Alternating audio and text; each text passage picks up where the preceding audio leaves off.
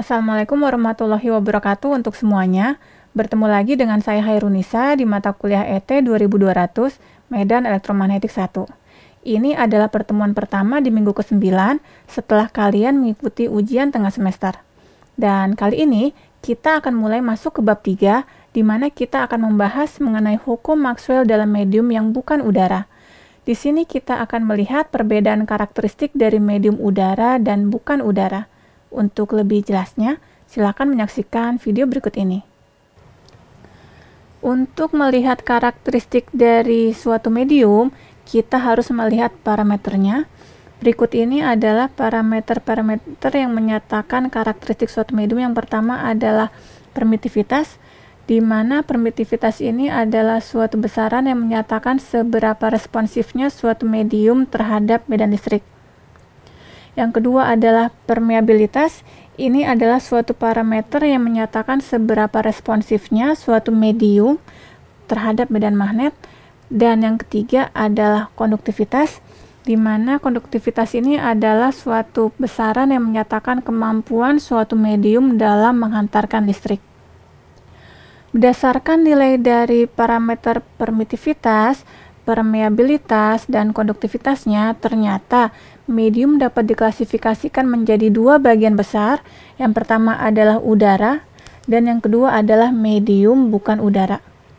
Udara ditandai dengan besarnya permitivitas yaitu epsilon 0, yang harganya adalah 8,854 kali 10 pangkat minus 12, dan harga permeabilitasnya sebesar mu 0, yang harganya adalah 4V dikalikan 10 pangkat minus 7.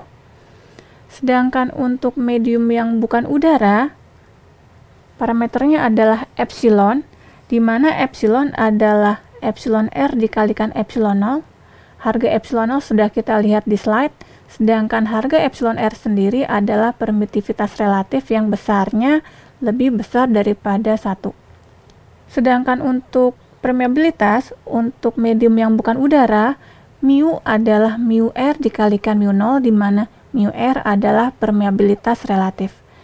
Ada lagi parameter berikutnya untuk medium bukan udara, yaitu sigma, di mana sigma ini adalah konduktivitas.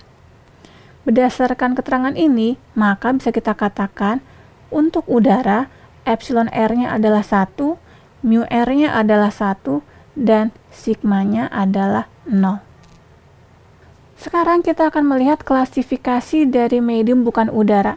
Ternyata berdasarkan sifat dominan dari epsilon, mu, dan sigma, ternyata yang namanya medium bukan udara dapat dibagi menjadi 3 jenis, yaitu konduktor, di mana konduktor ini ditandai dengan medium dengan harga sigma tidak sama dengan 0. Kemudian ada medium yang kita sebut dengan dielektrik, di mana dielektrik ini adalah suatu medium dengan harga epsilon R-nya tidak sama dengan 1, dan ada medium magnetik dengan harga mu R-nya tidak sama dengan 1. Untuk konduktor bisa diklasifikasikan kembali menjadi ada konduktor baik, di mana harga dari konduktivitasnya lebih besar daripada 10 pangkat 6, ada yang dinampakkan dengan konduktor sempurna, yang besar konduktivitasnya adalah tak hingga. Sedangkan untuk dielektrik dapat digolongkan menjadi 2 jenis, yaitu dielektrik sempurna yang juga disebut lossless dielektrik, yang karakteristiknya adalah epsilon R tidak sama dengan 1 dan konduktivitas sama dengan 0. Ada juga yang disebut dengan dielektrik tidak sempurna atau lossy dielektrik, di mana karakteristiknya adalah epsilon R tidak sama dengan 1 dan konduktivitas tidak sama dengan 0. Untuk medium magnetik, seringkali dikenal istilah material non-magnetik, di mana material non-magnetik adalah suatu medium yang harga mu R-nya sama dengan 1. Artinya, udara termasuk material non-magnetik. Dari video tadi telah dijelaskan bahwa karakteristik suatu medium ditandai dengan besarnya nilai permitivitas, permeabilitas, dan konduktivitas.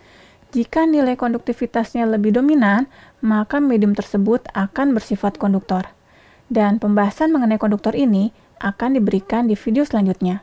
Terima kasih dan sampai jumpa di materi berikutnya.